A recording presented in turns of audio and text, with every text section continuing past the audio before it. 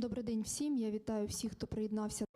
Good afternoon, everybody. Welcome everybody who joined us. Ukraine Media Center to Inform continues its work. And right now in our studio we have Lyudmyla Denisova, Ombudsman of the Verkhovna Rada, the Parliament of Ukraine for Human Rights. Ms. Denisova, please tell us what sort of information you currently have about violations of human rights on temporarily occupied territories. Good afternoon.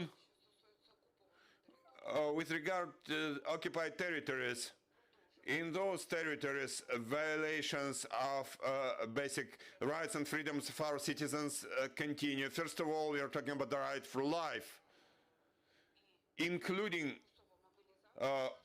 forced mobilization of our citizens into the military units of the Russian Federation in order to use those people in fighting against Ukraine. About filtration camps created there, we definitely have to speak about it, because now there have been a large number of our citizens who reside in occupied territories, and this is the case for the city of Mariupol in particular. They are brought to filtration camps located in temporarily occupied territories of Donetsk and Luhansk Oblast. In some of them, there are more than 20,000 of our citizens. Our citizens are brought there for a so-called filtration procedure, so that after that, some of our citizens who don't pass so-called filtration would be moved further, and we don't know about our fate. And those who pass filtration would be brought to the Russian Federation, would be forcefully deported into Russian Federation. I can show you 3 documents which are required for a person to be able to move across those occupied territories. The first document confirms that the person has passed filtration. That means fingerprinting. For example, a person who sent us the photos of those documents, they passed it on the 5th of April. Then to move around the city where the filtration camp is located, you need to use this pass.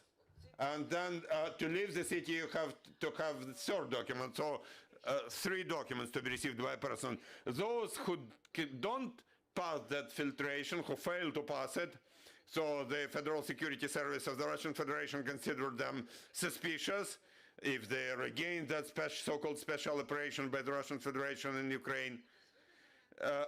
They are brought somewhere, transported somewhere, and the rest, there have already been 1,185,000 of our citizens, more than that, and including more than 200,000 children have been brought to Russian Federation. Occupiers have been destroying almost everything in those occupied territories. They are taking our food, our grain, and everything in order to reduce our citizens, to lower our citizens' opportunities for survival. In the city of Mariupol, our citizens are used to work through the rubbles. We know that now they are working on the drama theater destroyed by Russian troops. There are a lot of victims, and now our people become unconscious when they see what they see there.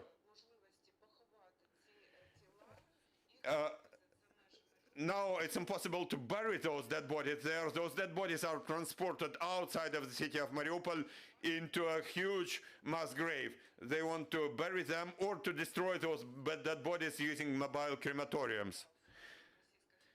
There has now been mobilization into Russian armed units, not only in Donetsk and Luhansk Oblast, where those so-called Donetsk and Luhansk People's Republic want to draft people into military units, and there is no medical examination anymore. Just everybody is drafted. Everybody who can move is drafted. And now it's widespread not only in those 2 oblasts, but also in occupied parts of Kherson, Zaporizhia, and Kharkiv Oblast. In a similar way, drafting is done, has been the 15th drafting in temporarily occupied Crimea. There too citizens are drafted, and they're forced to serve in the military and to do whatever the occupiers tell them to do to act against the Ukrainian people. So the situation, unfortunately, is not improving, but we see that as soon as Ukrainian armed forces liberate cities, towns, villages from occupiers, we get more and more calls to our hotline, and our hotline has already received more than 35.5 thousand calls, and in the same way the number of calls increases on the whole hotline, free hotline, which is run around the clock for psychological support, mental support. Over the almost 40 days of operation of that hotline, there has been almost 900 calls to that hotline. Ms. Denisova, do you receive calls from temporarily occupied territories? Do people from there call you, and what are their inquiries mostly? Definitely they call us as soon as there is some connection. For example, in the city of Kherson there was some connection, some coverage, and people called, like directors of penal colonies and custody prison called us from city of Kherson. They said that there is a dangerous situation. The occupiers want to give weapons to those prisoners to use them in military action against Ukraine. And of course, we got calls from those people, from people who can reach us, because they know the connection there is very bad. But people call us about humanitarian corridors, including, of course, humanitarian assistance. Sometimes people just call us from, for example, from Kherson Oblast, from Zaporizhia Oblast, from Kharkiv Oblast, from occupied parts of those oblasts. They call us and they shout loudly, "We haven't eaten anything for 2 weeks. We don't have water. We don't have anything. Please do something. Do something." You know, we have got calls from 35.5 thousand people, and there are 67,000 citizens just residing there. So people who called about humanitarian assistance, you know, there have been 3.5 thousand people against 33,000. So they represent. Everybody calls and says, we have 10 people or 20 people sitting there in this basement. We want to eat, we want to drink, we don't have anything, we don't have medicines. So there is this humanitarian situation in those occupied territories. We try to come to agree upon something with people who bring humanitarian assistance there. We inform volunteer supporters. We inform the International Red Cross about the needs in those places. We look for every opportunity, including they're also called from not only from occupied territories. We have that so-called humanitarian front, and my representatives work in various cities and towns, also in occupied towns like city of Kherson and non-occupied territories, but there is also a very serious situation there, and they provide that assistance jointly with humanitarian headquarters. Thank you, dear colleagues. You can ask your questions. Please speak into the microphone. Thank you very much for giving me the opportunity to ask a question. I would have several ones. First of all, what do you consider these people to be who were sent to the Russian Federation? Are you consider them to be prisoners? Because like prisoners of war, they can't be, because most of them are civilians. What you consider them to be? Is there any international organization, like for example the UNHCR, who can help you with that, you know, support people who are at the very moment in Russia and try to reach their relatives in Ukraine and try to return to Ukraine? Have you got any support from other countries, like for example from Switzerland? Is there any contact going on with embassies who are still in Russia who might help you with getting your citizens back to Ukraine?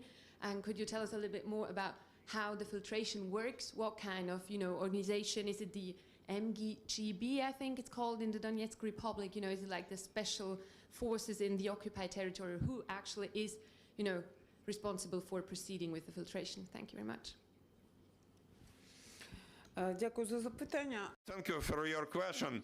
I will try it with filtration camps for you to understand it. Those filtration camps were created at the very beginning of full-scale invasion of the Russian Federation in Ukraine, including in the temporarily occupied territories of Donetsk and Luhansk Oblast. Those filtration camps were already created. They are located either in hostels or in schools, in technical colleges, in technical schools, and also in penal colonies. The whole penal colonies have been arranged to host those people to undergo filtration. This is one thing. Second, people were taken from basements on a mass scale when there was bombing also in those territories which were not occupied by Russian Federation as yet. People were brought on a mass scale from Mariupol. In some districts of Mariupol, there are only females, only women and children remaining there. All males have been taken from there.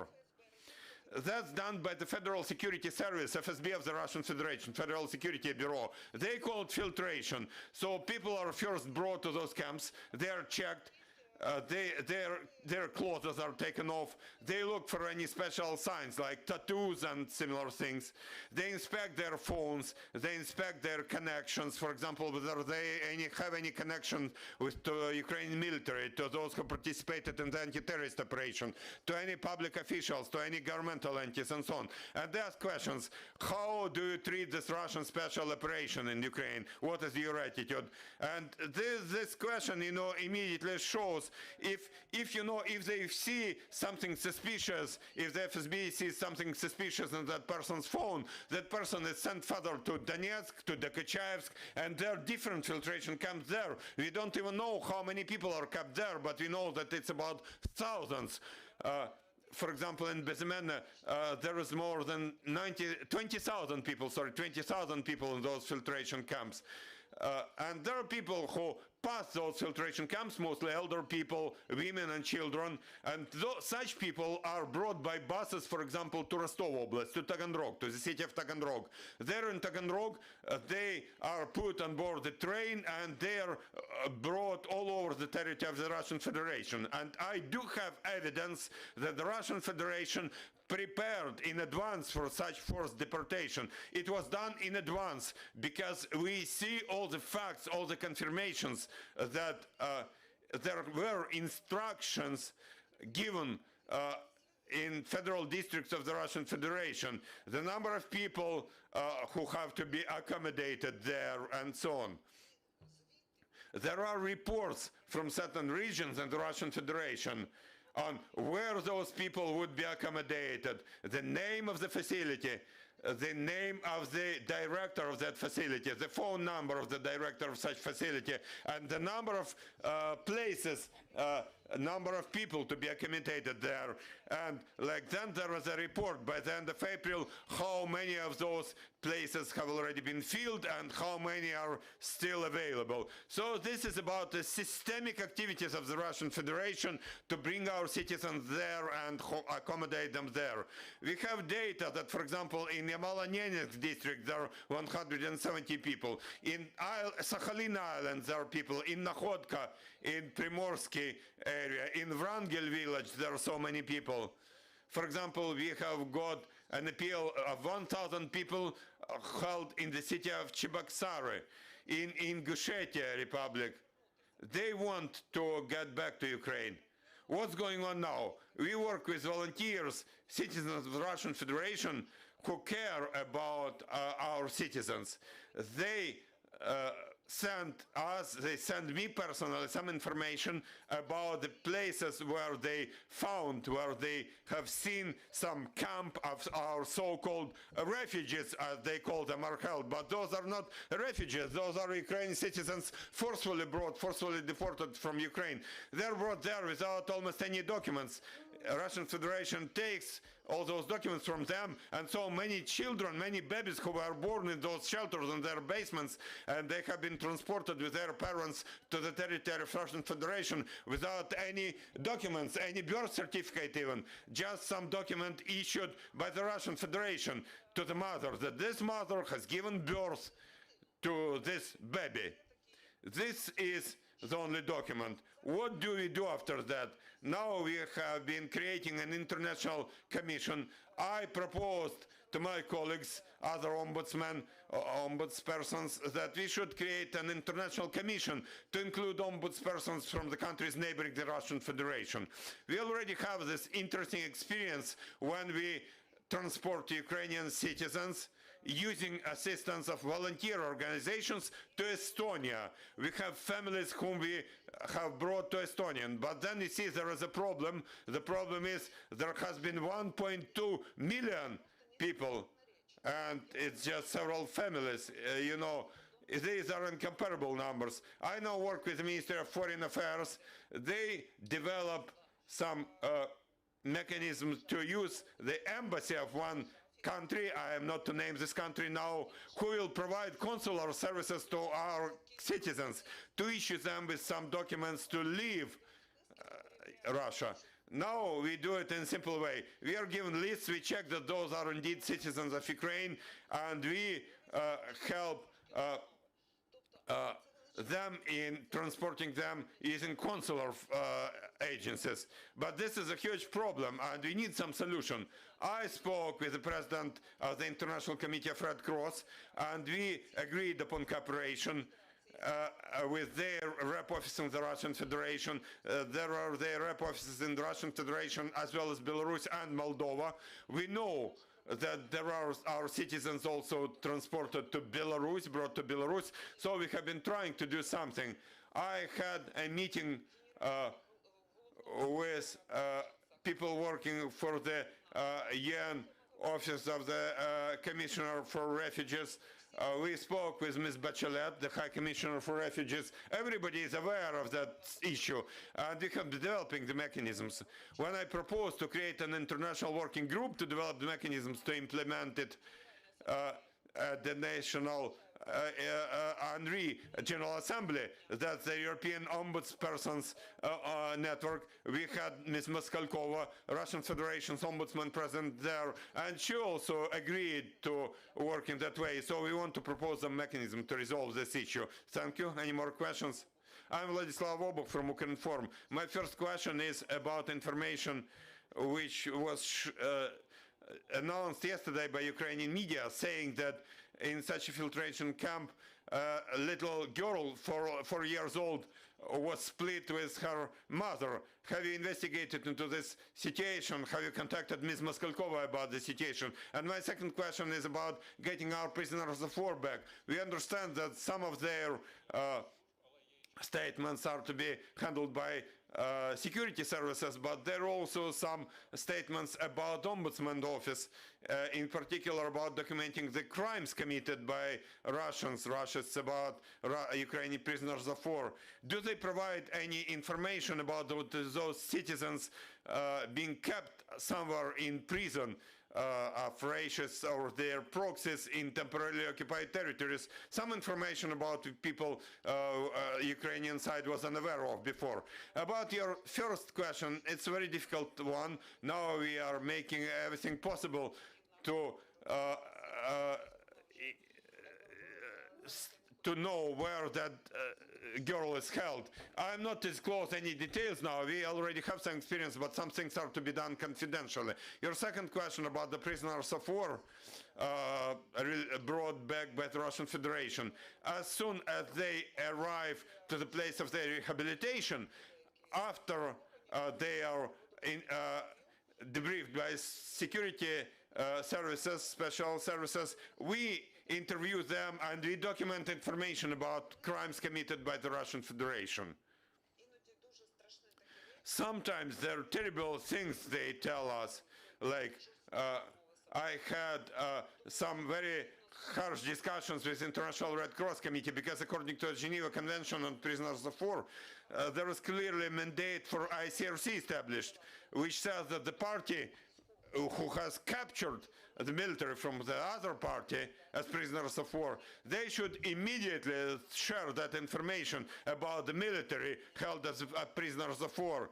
They have to record those documents, and we have established that it has been more than 1 month those prisoners of war were transported with a bag on their head across various territories in the Russian Federation. Some of them cannot even say where they were held, and their personal cards and official notification of our CRC only happened 1 month after,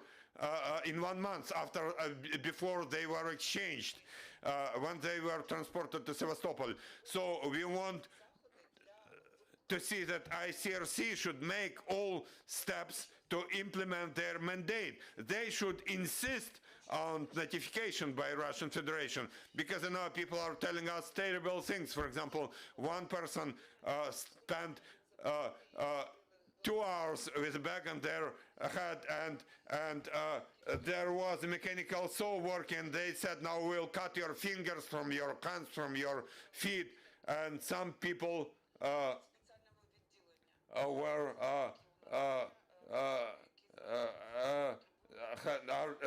had to be held in mental wards. Some of our military need some special support, including mental support.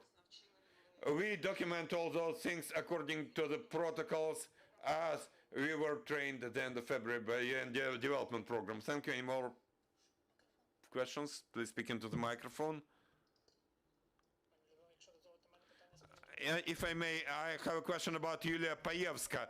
Do you have any information about her fair fate? And do you know legally when she disappeared, was she part of the National Guard of Azov Regiment or not? We are still investigating to this issue, so at the moment I cannot say anything, any information to disclose. Thank you. Thank you, Ms. Denisova. Thank you for joining us. Thank you for this information, dear friends. Thank you for being